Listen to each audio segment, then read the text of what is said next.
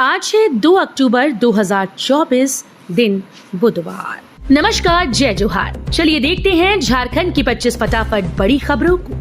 पर इससे पहले आप वीडियो को कहां से देख रहे हैं कमेंट में बताना बिल्कुल न भूलें। 53 लाख से ज्यादा बिजली उपभोक्ताओं की बल्ले बल्ले, इलेक्ट्रिसिटी टैरिफ में मिल रही 2 बड़ी राहत। राज्य में बिजली की दरें यथावत रहेंगी, उसमें किसी भी प्रकार की बढ़ोतरी नहीं होगी।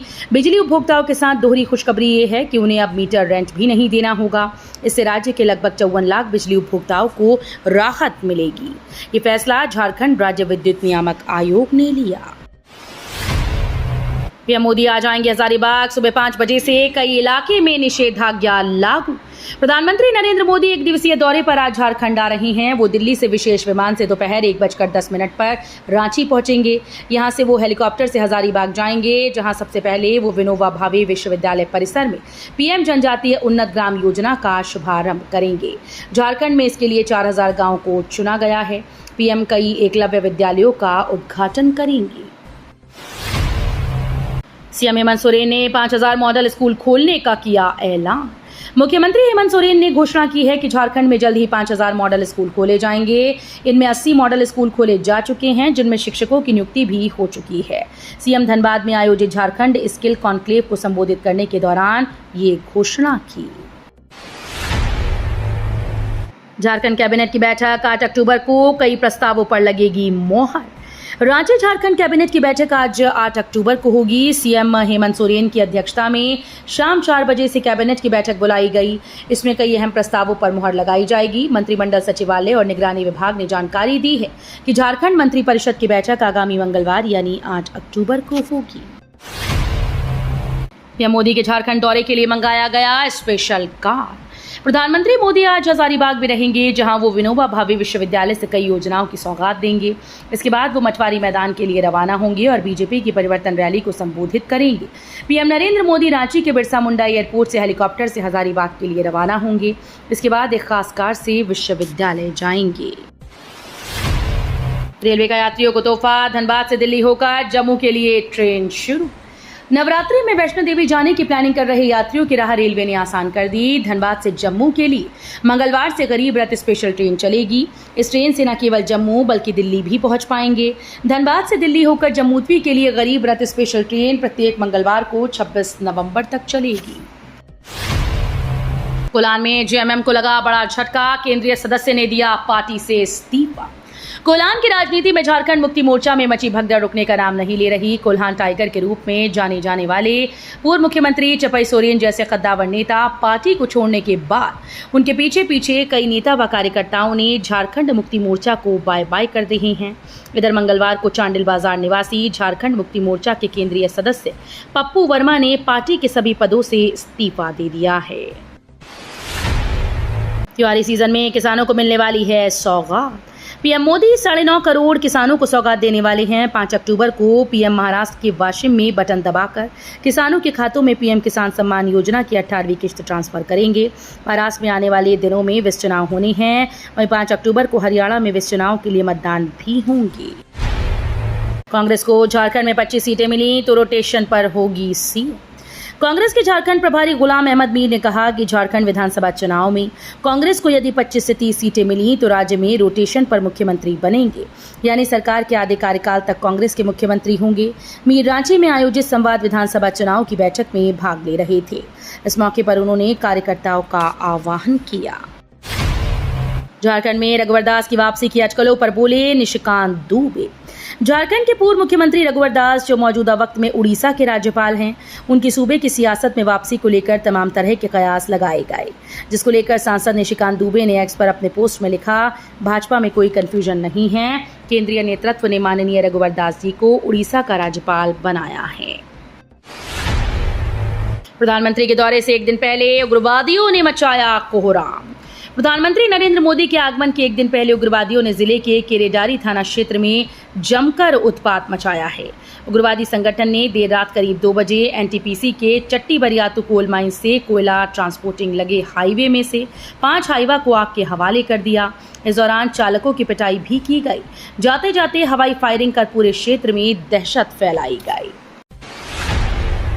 भारतीय खाद्य निगम के गोदाम की निगरानी के लिए आधुनिक सीसीटीवी कैमरे लगाने की तैयारी। देश की खाद्य सुरक्षा सुनिश्चित करने में भारतीय खाद्य निगम का अहम योगदान है। ऐसे में केंद्रीय खाद्य और सार्वजनिक वितरण प्रणाली मंत्रालय एफसीआई को आधुनिक बनाने के लिए कई तरह के कदम उठाए गए हैं।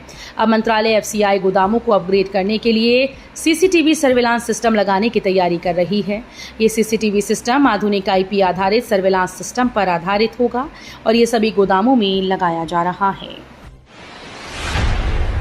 कानपुर में भारत को मिली करिश्माई जीत, बांग्लादेश को 7 विकेट से हराया। कानपुर के ग्रीन पार्क स्टेडियम में भारत और बांग्लादेश के बीच 2 मैचेस की टेस्ट सीरीज का आखिरी मुकाबला खेला गया। इस मैच में भारत को 7 विकेट से जीत मिली, जो किसी करिश्माई जीत से कम नहीं थी, क्योंकि मैच के 2 दिन का खेल खराब हो गया था और पहले दिन 35 ओवर का खेल हुआ था। रोहित शर्मा की कप्तानी वाली टीम इंडिया ने बांग्लादेश को 2-0 से वर्ल्ड टेस्ट चैंपियनशिप के नए चक्र की सीरीज में हराया। जांच पूरी होने तक नहीं निकाला जाएगा जेएसएससी सीजीएल का रिजल्ट। जेएसएससी मुख्यालय के बाहर दिन भर हंगामा हुआ। हजारों की संख्या में अभ्यर्थी देर रात तक जमे रहे। इस मौके पर अभ्यर्थी लगातार शोर मचाते रहे और नारेबाजी चलती रही। वही सामान्य स्नातक योग्यताधारी संयुक्त प्रतियोगिता परीक्षा में गड़बड़ी का विरोध कर रहे थे। कांके सीओ जय कुमार राम ने किया सरेंडर। लैंड स्कैम के आरोपी कांके सीओ जय कुमार राम ने मंगलवार को रांची पीएमएलए की विशेष कोर्ट में सरेंडर कर दिया, जिसके बाद उसने कोर्ट में गुहार लगाते हुए 1 लाख रुपए का बेल बॉन्ड प्रस्तुत किया, जिसे कोर्ट ने स्वीकार कर लिया है।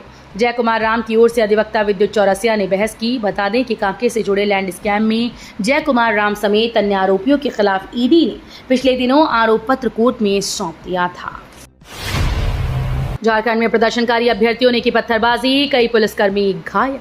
झारखंड स्टेट सर्विस कमीशन की ओर से 21 और 22 सितंबर को आयोजित कॉमन ग्रेजुएट लेवल परीक्षा एग्जाम रद्द करने की मांग को लेकर बड़ी संख्या में अभ्यर्थी सोमवार को जेएसएससी कार्यालय के पास धरना देने पहुंचे। दिन भर के प्रदर्शन के बाद देर शाम पत्थरबाजी की भी सूचना है। इसमें कई पुलिसकर्मी घायल हुए।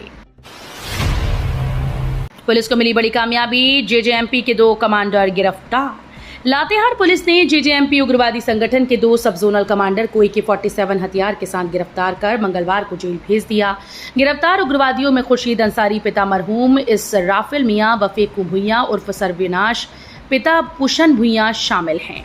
पुलिस अधीक्षक ने प्रेस वार्ता में बताया कि पुलिस ने गिरफ्तार उग्रवादियों के पास से AK-47 राइफल, AK-47 का 1 मैगजीन, AK-47 की 8 गोली, 3 मोबाइल व 1 जियो राउटर बरामद किया है। झारखंड के हजारीबाग मेडिकल कॉलेज में खाली ऑक्सीजन सिलेंडर लगाने से मरीज की मौत। झारखंड के हजारीबाग के शेख भिखारी मेडिकल कॉलेज और अस्पताल में खाली ऑक्सीजन सिलेंडर लगाने से मरीज कालीचरण यादव की मौत का मामला सामने आया है। इसे लेकर मृतक के भाई ग्वालाटोली बड़ा बाजार निवासी उमेश गोप ने सदर थाने में केस दर्ज कराया है। अपनी प्राथमिकी में मेडिकल कॉलेज प्रबंधन और डॉक्टर्स पर लापरवाही का आरोप लगाया। असम सीएम हेमंत बिस्वा शर्मा ने बीजेपी की परिवर्तन यात्रा को बताया सफल। झारखंड में आगामी विधानसभा चुनाव के मद्देनजर बीजेपी पूरे जोश में है। आज पीएम मोदी के झारखंड दौरे को लेकर वरिष्ठ नेता पूरी तरह से एक्टिव हैं। इस क्रम में असम के सीएम और झारखंड में बीजेपी के सह प्रभारी हेमंत बिस्वा शर्मा ने कहा कि बीजेपी ने पूरे झारखंड में परिवर्तन यात्रा निकाली थी। झारखंड में वंदे भारत एक्सप्रेस पर पथराव, शीशा टूटने के बाद यात्रियों में फैली दहशत। झारखंड के जमशेदपुर में राउरकेला पुरी वंदे भारत ट्रेन पर बदमाशों ने पथराव कर दिया। घटना चक्रधरपुर रेल मंडल स्थित उड़ीसा झारसुगुड़ा स्टेशन के पास की है। इससे वंदे भारत ट्रेन के C1 कोच का शीशा टूट गया। कोच पर पथराव से यात्रियों में दहशत फैल गई। ट्रेन एस्कॉर्ट के आरपीएफ जवानों और कोच कंडक्टर ने यात्रियों को शांत कराया। चुनाव से ठीक पहले झारखंड एनडीए में तकरार, सरयू राय जुल्लू महतो को भेजेंगे नोटिस। जमशेदपुर में विधानसभा चुनाव से पहले राजनीतिक माहौल चर्चा का विषय बनता जा रहा है। इस बीच नेताओं के द्वारा एक दूसरे पर आरोप प्रत्यारोप जारी है। इधर जमशेदपुर में धनबाद से भाजपा सांसद ढुल्लू महतो द्वारा जमशेदपुर पूर्वी के विधायक सरयू राय के खिलाफ दिए गए एक बयान राजनीतिक माहौल को गर्म कर दिया है। देर शाम जमशेदपुर पहुंचे विधायक सरयू राय ने ढुल्लू महतो के बयान पर अपनी प्रतिक्रिया देते हुए नाराजगी जाहिर की। सरकार ने शुरू की पीएम ई ड्राइव सब्सिडी योजना।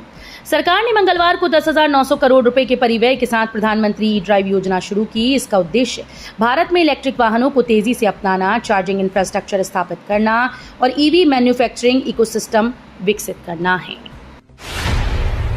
आज लगने जा रहा है सूर्य ग्रहण। जानिए भारत में क्या होगी स्थिति। कल से शारदीय नवरात्रि की शुरुआत हो रही है। इससे पहले आज भारतीय समय के अनुसार रात्रि लगभग 9:13 से सूर्य ग्रहण की घटना होने जा रही है। रात्रि में ये खगोलीय घटना होने के कारण इस ग्रहण को भारत में तो नहीं देखा जा सकेगा, लेकिन अर्जेंटीना और चिली में इसे एन्युलर या वलयाकार ग्रहण के रूप में देखा जा सकेगा। वहीं फिजी, उरुग्वे, ब्राजील, पेरू आदि देशों में पार्शियल या आंशिक सूर्य ग्रहण के रूप में इसको देखा जा सकेगा। ये ग्रहण रात्रि 3:17 पर समाप्त होगा। अक्टूबर के पहले दिन सस्ता हुआ पेट्रोल डीजल, जारी किए नए रेट।